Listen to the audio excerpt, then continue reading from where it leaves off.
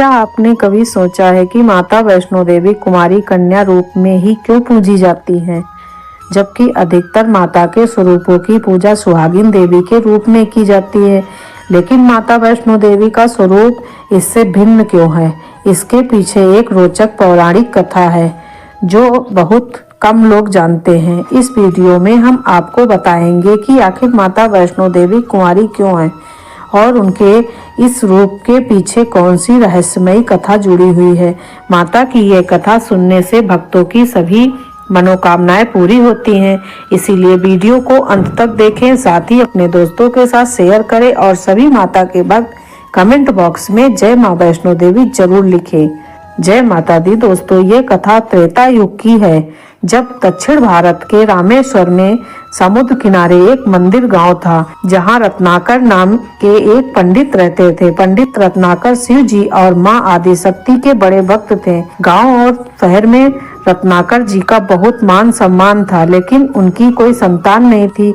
उनकी पत्नी हमेशा मां आदिशक्ति से संतान की प्रार्थना करती रहती थी। कई सालों तक उन्होंने मां की पूजा अर्चना की।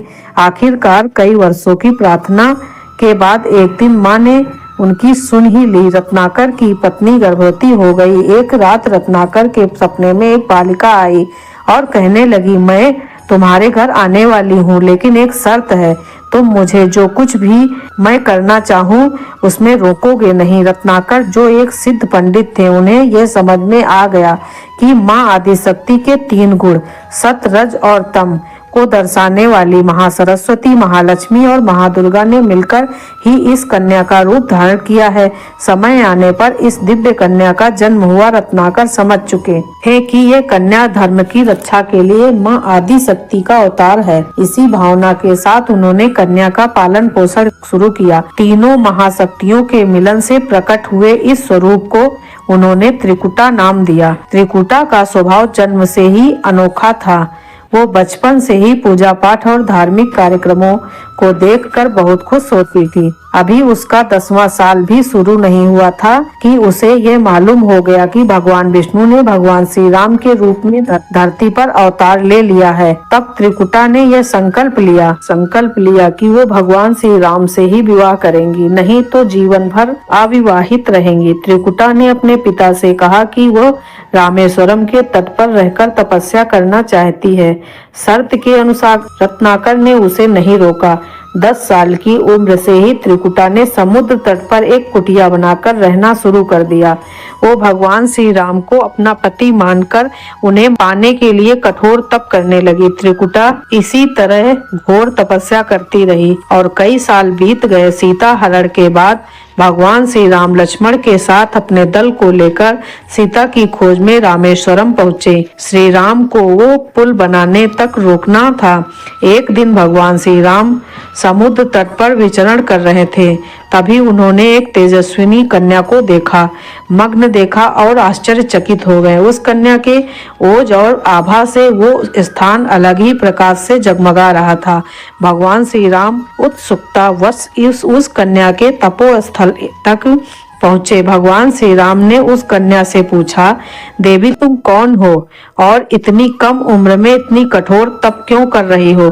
ऐसी कौन सी इच्छा है जो तुम्हें इस घोर तपस्या के लिए प्रेरित कर रही है? कन्या ने विनम्रता से भगवान को प्रणाम किया और अपना परिचय पंडित रत्नाकर की पुत्री त्रिकुटा के रूप में दिया। फिर त्रिकुटा ने अपनी प्रतिज्ञा के बारे में बताया।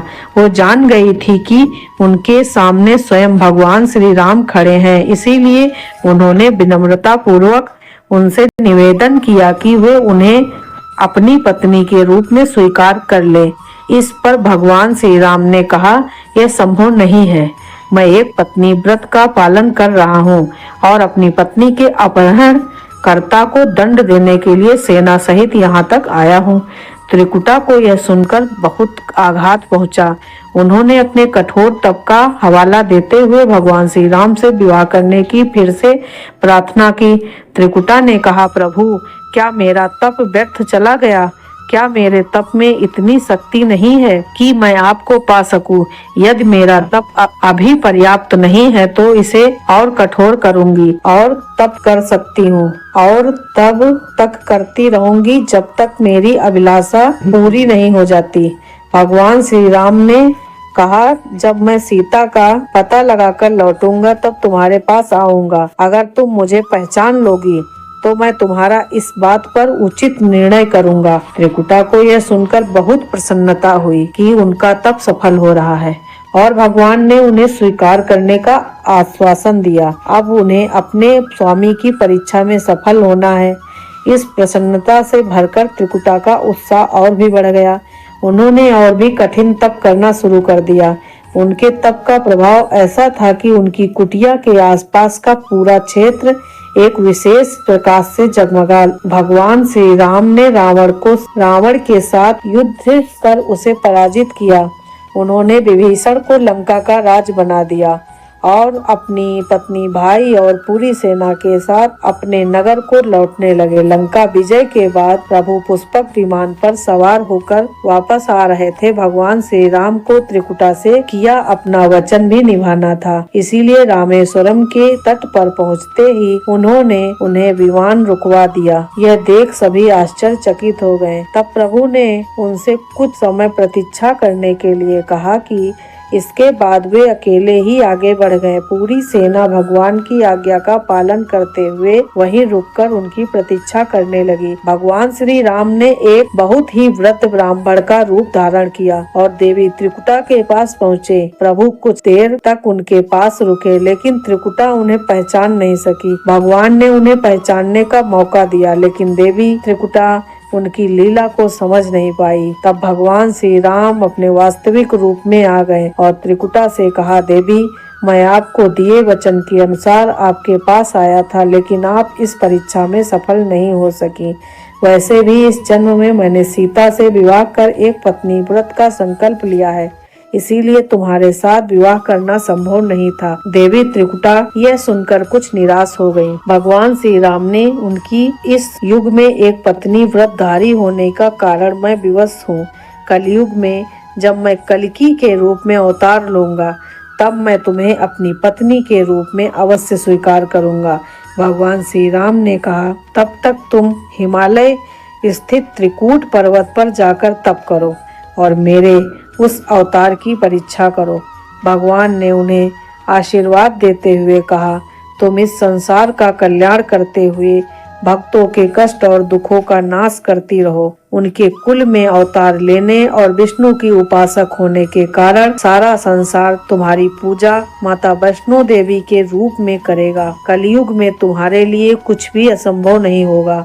जो भी भक्त सच्चे भक्ति भाव से तुम्हारी आराधना करेंगे तुम उन्हें सब कुछ प्रदान करोगी।